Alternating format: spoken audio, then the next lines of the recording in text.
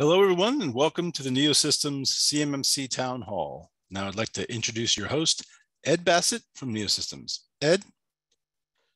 Thanks, Don, and welcome everyone to our continuing series of Town Hall Ask Me Anything sessions on cybersecurity maturity model certification.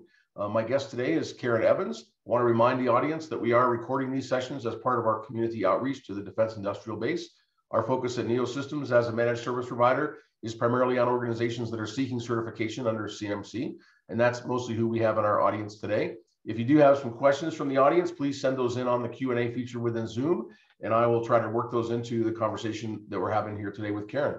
I'll start with an introduction of Karen Evans. Karen is a civil service executive who served in 3 presidential appointed positions in 2 different administrations, including CIO for the Department of Homeland Security and Assistant Secretary for Cybersecurity, Energy Security, and Incident Response at the Department of Energy. Her career spanned positions in several government agencies, National Director at the nonprofit U.S. Cyber Challenge, and she is now in the civil sector as a partner in KE&T Partners. Her experience focuses on cybersecurity, national security, technology innovation, service delivery, and supply chain risk management. Karen, thanks for joining us today. Well, I'm excited to be here. Thanks, Ed, for asking me. So now that you've left government service and you're in the private sector, I just want to kind of start by asking, where does cybersecurity fit into the priority list of things that people are asking you to weigh in on or consult on? What are some of the key challenges that you're being asked to address? So cybersecurity has always been a passion of mine anyway. If we go back to my history, I was probably the first federal agency that got hacked in 1996 when I was at Department of Justice. And fun. Yeah, fun, right. And that website's still out there, so it kind of stays with you, right? But I will say that given the environment that we are in now, everyone in the private sector, like most of the companies that are contacting me and asking me different things, is based on my national security, cybersecurity background. And they're really looking for strategic advisors or board members that really take into consideration the whole risk management profile of a company, right? So all companies are using some type of technology in whatever solution, especially a lot of Silicon Valley companies. And it is refreshing to see that they are trying to get ahead as they're developing new products, new services, new capabilities, and taking into consideration the cybersecurity risks associated with that.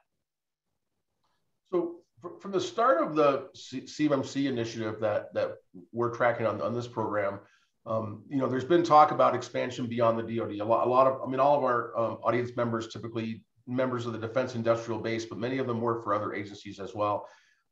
The recent executive order from the Biden administration on cybersecurity, it talks about the need for unified standards and processes for cybersecurity, standardizing that across the government.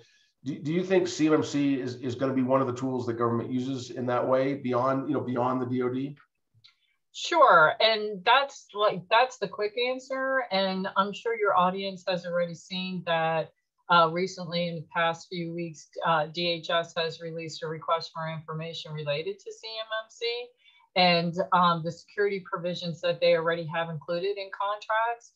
And when I was working at DHS as the CIO for DHS, one of the biggest things, we were very focused on supply chain risk management, right? Because what had recently passed was Section 889, which is dealing with the covered entities and how are we going to validate or really be able to trust in the provider saying that type of equipment, from telecommunications capability and video cameras and things like that DHS does, is not in the ecosystem. So we really spent a lot of time talking to the CMMC Program Management Office and exploring how we could leverage a lot of the business processes that the Department of Defense was doing as they were implementing CMMC. And it's not just because of CMMC. If you look at several of the initiatives that are underway within the government as a whole,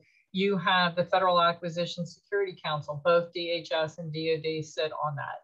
You have the FedRAMP, the JAB, right? Both DHS and DoD sit on that as voting members certifying entities that are going into the cloud. So the whole key to success, at least as I was talking about it with the Undersecretary for Management, is a lot of the vendors are the same vendors, as you pointed out, right? Especially between DoD and DHS. And so if this level of rigor is going to go into what DoD is doing, we shouldn't make it a barrier to success or try to put something different in place at DHS, but actually leverage a lot of the work that DoD has done so that we can actually get more trust into the system. So we were looking at what you call a pathfinder. They call DHS and DoD have a memorandum of agreement in place between the secretary offices, and a pathfinder agreement is how do you explore that? Looking at the different authorities, doing pilots to be able to accelerate that so that you can actually get to the outcome faster. So given that CMMC is kind of an independent, I mean, it's intended to be an independent standard, right? It's not adjudicated by the DoD. The certification comes from the AB accreditation body. Is it as simple for other agencies? Is it as simple as them saying, yeah, we're going to put this in our RFPs. You have to have CMMC level 1, 2, 3, whatever. Is it as simple as that, or is there kind of more that wraps around that? As you're thinking about that, say it, if DHS says, hey, I want to adopt this, is it that simple, or is there more to it?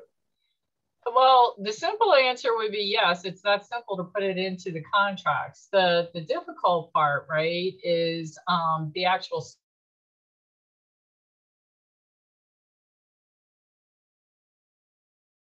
board that is actually looking at the veracity of the different business entities and what is happening. And so what you really have to take a look at is that ecosystem. And as all of us know, that ecosystem is building its way out right now, right? And so what you really want to do, I believe, is avoid the unintended consequences that you get a certification, but the certification really isn't reflective of the cybersecurity posture or the risk posture of that entity. And I feel like I can say that because I now tell everybody I'm the grandmother of FSMA, the original FSMA, right? Going forward. And what we really looked at was, okay, here's the processes. Here's what the National Institute of Standards are doing. You have to have good, robust processes and be able to constantly evaluate risk. And what ended up happening in that particular case is that there was a whole series of documents that would be produced, right, that got you to certification and accreditation. Now they call it authority to operate, and weren't necessarily reflective or actually proved that the system was secure, that the ecosystem was really managing the risk. We had great documents. There were a lot of documents that were in place, but like the managers really had to understand the risk and everything associated with what they were managing. And I think that's the challenge with CMMC and the AB board as they go forward, because you're really looking at controlled unclassified information. And how is that secure through the supply chain? And is it necessary for the prime to give a subcontractor that's probably 10 steps removed from a process all the information associated with that contract? The answer is no. You have to really manage that information, and how are you managing that information as it cascades through the contract and with the subcontractors? And I think that's the challenge going forward. And that's really what, when you look at it, that's what you're trying to manage, is like, what is the appropriate information of government contract information that needs to be out in the ecosystem? And those who are managing it, are they properly securing it? Interesting risk you bring up, right? That you could get better at the paperwork than the security. Exactly. You've got good documents, bad security. So, well, along those lines, I guess kind of the next question where I was heading was, as you've watched CMMC roll out and watched how industry has reacted to that, and that includes the DIB itself and the vendors that serve the DIB, service providers, et cetera. As you've watched the reaction of industry, what's been kind of your biggest surprise? Is there anything that you've seen happen that that you didn't expect, good or bad? Something where you said, "Wow, that's amazing," or "That's a total waste of time. We should stop doing that." So I think it's amazing So I'll focus on the good stuff first. I think it's Cool. amazing that DoD is really investing in that, and it also shows how seriously DoD is taking this issue, right? And really looking at how can we raise the bar and how can we work with our partners in the DIB in order to really secure this information and to raise the bar against our adversaries going forward. So I think that is the good news story. Right? Like, let's do this in partnership. Let's do this together. This isn't DoD just saying this. We've got to have a third party, independent third party that can validate that the ecosystem really is responding the way that we need them to respond. So I think those are all good things. The concept of the AB board, all those other things are great. I think some of the challenges going forward is, I was reviewing this while I was in government as well, is you have to really take a look at how do you make sure in this ecosystem that the proper quote unquote firewalls are in place, right? And so that you're really looking at how do you do things as it relates to the organizational conflicts of interest. Because, one of the byproducts in federal government always seems to be as contracts go forward and as people have to meet requirements, there's a lot of protests and you have GAO involved in protests and things like that. You don't want that to be a way of life either, right? And so how do you balance that in this ecosystem going forward? And I think there's going to be, it's going to be reiterative. There's going to be a lot of lessons learned as the AB board continues to roll out. And I think with taking Matt Travis as being the lead of the AB board and really putting this professional staff in place, I think that's a great step forward. And then how they want to do that in partnership with the DIB, I think is also a great step forward. So I think there's a lot that is going on that is good. And we kind of have to separate what is the known from what we aren't really sure about, and then what we're not really sure about, how do we then make that a better process in this ecosystem? So you mentioned Matt Travis. There's an audience question that came in about Matt Travis and the fact that there's a mandate that he not talk with DHS. Are you aware of that? I mean, is there conversations with the AB and outside of DoD? Is that allowed, not allowed? Is that? So that question is the same. He's under the same ethics restrictions I am. So when a government official leaves an agency or leaves a department, we're restricted for a year. And so, so you can't represent things back to that department or agency that you came from. So it's not that it's not that, well, I can't talk to DHS, right? It's that he is under an ethics restriction, just like myself, okay? And then come a year from the time that Matt had left DHS, then that restriction is over. So those of us that are in the government space, we're back to the organizational conflicts of interest. And so what you do is he's following the ethics rules that get imposed upon us when we leave government service. And so, I mean, the AB board's not going to go away anytime soon, I don't think. And so, once he fulfills his ethics restrictions, I'm sure that there will be discussions with DHS as it relates to the AB board. Cool. And I'm assuming other people within that organization could talk to DHS. Oh, absolutely. So just a personal situation with him. Yes, that's exactly what it is. So other people can be directly talking to him. And then the other thing I think was also released is that DoD, because DoD is managing part of that, right? Like DoD, and that's what I mentioned earlier, DoD does talk directly to DHS, right, about how they view how the CMMC process is going to go forward in the rules and how that procurement and all of that works. So DoD is a huge partner of DHS going forward. I think, the use of CMMC more broadly is obviously from an industry perspective a great thing if it happens, because the last thing a contractor wants to do is have to meet different standards for different customers, right? I mean, if they can do one thing, do it well, invest in it, and then demonstrate their cybersecurity posture, they'd obviously like that to work as broadly as they can across their business, and maybe even have some recognition in private industry as well. That exactly. It's a high bar. And I think that's the reason why DoD actually went with the CMMC type of model, right? is because it's not like saying, oh, okay, everybody's got to do the ISO standard or everybody's going to do this NIST standard. But I do want to clarify for the audience, there is one thing that does need to be have somewhat of a clarification.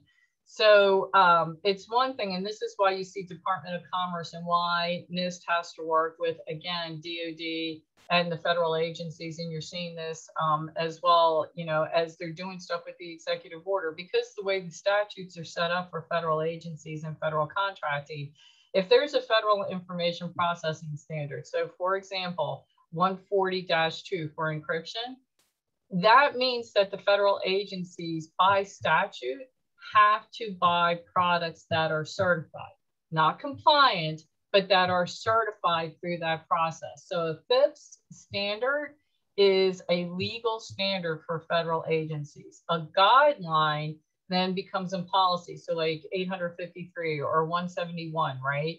And so the 171 that you're seeing for CUI as it relates to CMMC, you know, that's guidelines. So agencies have the ability to customize it based on what their risk profile is and how they're looking at their high value assets and how their information is in place.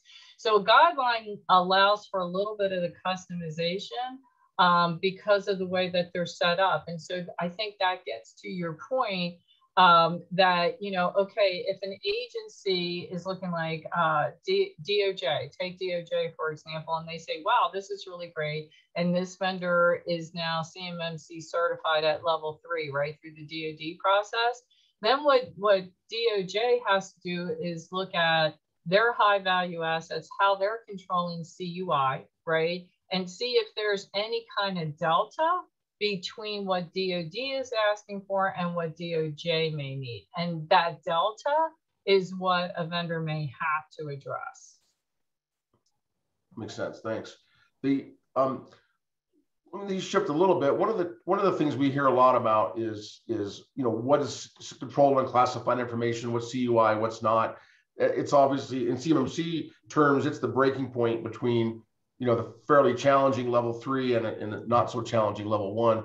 So a lot of the question is about clarity over what is CUI and what's not. DoD is just sort of getting their, you know, program together. They put out an instruction late last year on the topic. What's your view of that coming from DHS, DOE? You know, are they further along? Some of the similar challenges? Where are those CUI questions? So this, I'm so glad you asked about CUI questions.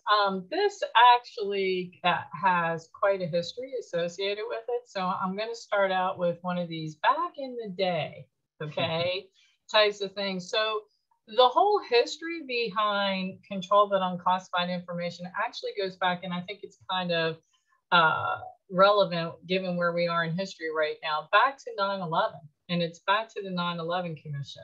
And the whole idea about information sharing and the idea of information and how it was marked and the classifications associated with it. And so if you ever, you know, want to do some historical reading and you go back and you look at the different markings that federal agencies had, right? The whole idea behind it was to streamline the marking of information so that you could actually share it, but that it did not have to be classified. So that's the whole reason. That's where you get from control but unclassified information. So you control the distribution, but it doesn't have the classification, and you have to know sources and methods and the tear lines.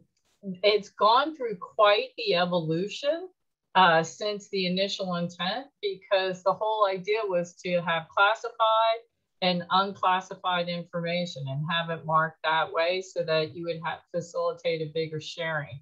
You know, the whole thing with the NIST 171, how you have to go about doing that, then the whole idea of managing that against, you're really managing it against the information that the government is generating under high value assets. So I'm like going to throw out another FIPS publication, which is FIPS 199. That actually has agencies look at the information that they generate. So something that was supposed to be simple in concept has gotten quite complicated in implementation again. And so I think it's great that DoD is trying to clarify what exactly they mean by controlled but unclassified, but it's not just going to be DoD that's going to have to do that. As this continues to work its way into contracts, agencies are going to have to be clear to vendors about what kind of information they're sharing, because right now, the whole way the ecosystem is set up, if you're a federal government contractor, you are subject, based on the way the procurements work, to the same rules and policies, procedures, statutes that the federal government itself is. And that's extended to you through the contracts under FSMA, how this stuff is then managed. I think that clarity through the CMMC process, and when you go through it, is really going to help contractors really understand what their role is in this ecosystem going forward and the services they provide. And do I think it could be expensive? Sure, it's going to be, right? So now we're back to the whole other piece about, like, once you do this, the federal government should have reciprocity across the board so that you're not doing different things for different agencies. And maybe what you're really doing is just the delta based on the type of information they're asking you to help them with. Let me shift over to the people side of this. One of the big challenges with rolling CMMC out to 300,000 plus members of the DIB and maybe beyond, based on the earlier conversation, is we've got to get the ecosystem expanded pretty rapidly. DoD's got a 5-year rollout. That's moving pretty fast. We're over a year into it, and still on some of the early steps, right? So you worked on establishing, directing U.S. Cyber Challenge, influencing a lot of people to enter the cyber workforce. What do you think the future of cyber workforce development should look like? What do we do to mobilize the number of people we need to make this a reality? So it depends on what part of the problem you're trying to solve, right? And so if we're trying to build out the ecosystem so that there are more, say, C3PAOs, right, that really understand what's going on. So the organization itself has to get certification so that then the people who are providing the services really understand what they're doing, right? And so that's one group of skills. That's one set of talents. If we're looking at, the way the U.S. Cyber Challenge was looking at it, we were trying to fill a gap that existed today. And so because there's this longer term national strategy, which I believe the administration is really accelerating and attempting to address, which you just saw with the White House meeting that was recently held, right? It's multifaceted. And so there are training programs that need to rise to the occasion and look at that.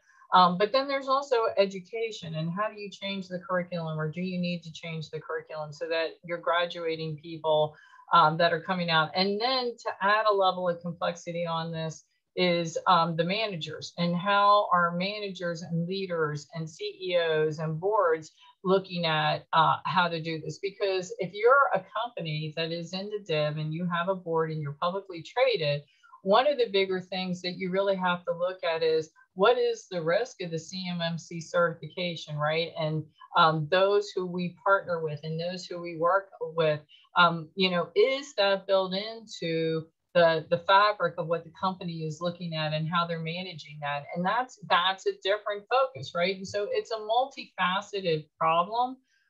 We were very focused on technical skill sets.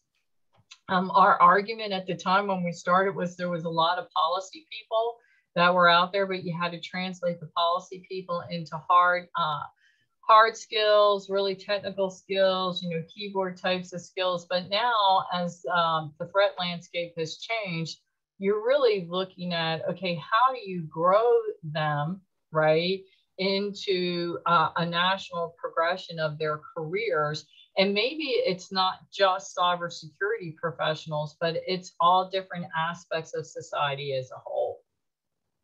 I think, yeah, that's the more interesting piece, right? There is a lot of focus on when we see CMMC ecosystem, focusing on the C3PAOs and the people who will train them and make sure. But a C3PAO as an inspector, essentially spends maybe a couple hundred hours once every 3 years looking at several thousand hours worth of operations that happened before and after, right? So that all those operations, all those cyber operations that the OSCs, the organizations that are getting certified, all those operations, that's people running those operations, and they need to be smart enough to do a good job. They need to be security aware, and they may be cybersecurity professionals, or to your point, they may be in other parts of the operation, but cyber aware, cyber involved. Exactly. And I think, there are existing models that I think the AB board will probably take a look at, right? And also that business is used to. So, the whole industry reacted and did well when Sarbanes-Oxley went through, right? And so when you take a look at that and how that risk and how all of that is evaluated going forward, and there are very specific audits that happen for publicly traded companies, right? And the risk is managed under an audit committee. Depending on how a company is set up, there could be an overall risk committee as well that is looking at several different things associated with that. So I think that there are business processes, there are business models that are in place that really companies are used to doing, and they have been adaptive to deal with different risks as they're introduced into the ecosystem. And so that's how I view how the CMMC and how this part of the risk and how supply chain and how that gets integrated into the private sector. I mean, that's how you started out the question overall, asking me, like, what am I seeing? I think that that's really what I'm seeing from that awareness is that it is, perpetuating up to the highest levels in companies saying, hey, we have to look at the whole ecosystem. Agreed. So some of the recent supply chain attacks have really, to me, I guess, kind of shaken the foundation of trust we have in who we're buying software from. Cybersecurity order that the Biden administration put out talks about sharing and transparency between government and industry. That certainly involves those supply chain folks. SolarWinds broke loose while you were at DHS. So without sharing any secrets, maybe tell us a little bit about maybe what's your takeaway from that experience. So, a lot of this, well, I actually thought I was going to have a nice little quiet, it's going to be a transition and I was going to be prepared for a transition. I wasn't really expecting to handle a major incident response on the way out the door. But I think that really highlights the fact of that particular incident or that particular thing, really was very different than when you start talking about like what happened with ransomware, right? Colonial Pipeline and those types of things, when you look at that. And so, but even in the case of the SolarWinds issue, and I was talking about this in some of the briefings on the way out the door, is that if CMMC was fully implemented, right, fully robust, like we weren't having these debates, but that actually the vendors were going through this process, right? One of the things that I believe CMMC would have shown up is actually that relationship in the code development and how some of this stuff was actually being protected, the actual processes within SolarWinds. And, hats off to SolarWinds, FireEye, Microsoft, those team members, because they've really been very transparent and really sharing a lot of information about what happened. But there was also a research paper out there that talked about specifically that one of their passwords was SolarWinds 123. So right. So you would have never made it through this certification process if one of your passwords was SolarWinds 123 that actually gave you access into code that is being distributed out as part of your product development piece, right? Because it would have shown up. It would have been there. Researchers were there. It would have shown up. And so the thing that disturbs me a lot about the SolarWinds incident is that a lot of things that we talk about is like you have to automate patch and you have to automate things as far as you can, right? Like these processes have to be done because the threat landscape is changing so fast that's actually the trust relationship that got abused, right? And so that means we have to rethink the whole way. That's the zero trust. You know, what does zero trust really mean? As we implement those architectures, as we redesign our business processes within the federal government and within private industry, that really has huge ramifications on the industry about how that trust relationship was abused. In the case of Colonial Pipeline, when you read through that, again, if CMMC was there as part of the thing, one, the resource that was abused was an old system that they had that was a dial-up system that's under asset management that they didn't realize was still active. So if we had good asset management, which we've talked about that for 20 years, like you have to know what you're managing. And so, you know, and the CEO's comment on the Hill was, well, it had a strong password. Well, it didn't have multi-factor authentication on it. Like if you need it, then you need to have multi-factor authentication. So, you know, as much as we may say, oh, CMMC, and then having the AB come in and do it, like I'm giving you example upon example of if you go through this process, these things would be highlighted and you would be fixing them as part of the process. I've had people say that, you know, if CMMC was fully implemented, it would not have prevented SolarWinds. I think it depends if you're looking at it from a technical perspective or you're looking at it from a process perspective. And I like your perception of it, which is if they were paying attention to cybersecurity in the general sense, right, that good cyber hygiene, then likely so many of those sort of cascading failures wouldn't have been possible. So well, I'm not going to say for sure would have or not, but it certainly helps if you're paying attention. Well, and I think this gets back to the point, Ed, you and I were talking about, right? Like, what is CMMC really trying to measure? And this is still getting back to, you know, the Federal Information Security and Modernization Act. What is it really trying to measure? Am I trying to measure a bunch of reports and outputs that, like, yeah, man, I can hire the contractors and I can get the C3PAOs come in and I can pass what I need to do in a point in time? Or is it really like as GAO puts together high risk lists and, you know, auditors look at the management processes of which there are certain artifacts, right? Like technically you can manage certain things, right? And so I think that's what you're hearing when people say, well, if CMMC was really in place, it wouldn't have technically found this. Yeah, well, yeah, okay, technically, because it was a trusted relationship, and the way that the trusted relationship is in place between the vendor and the customer, that's what was abused.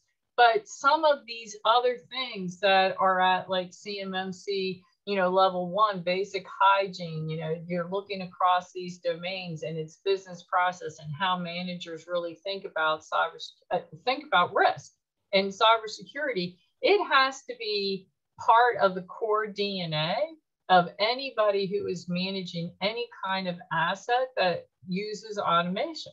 And so it's the level, like, what is the information?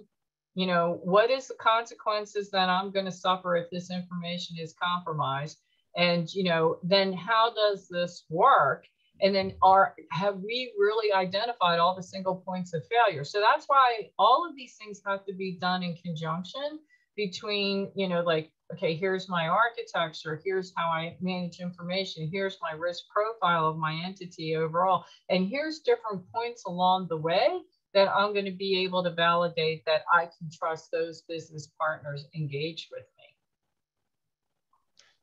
Well, Karen, thank you very much. This was a really good conversation. We're at the end of our time, so I'm going to wrap things up. But I want to thank you for your time. I want to thank Wade Forbes, our sketchnoting artist, who's been working on the side. We'll send that out to everyone who attended after the session today. Thanks to the audience for your questions and for your time and attention. We are going to take a break next week because it's a holiday week for Labor Day, but we'll be back with another town hall session on Wednesday, September 15th at our regular time of 1 o'clock Eastern. Please join us. If you need details on the session or not getting the invitations from us, please head to our website, neosystemscorp.com, for details. Thanks, everybody. Thank you.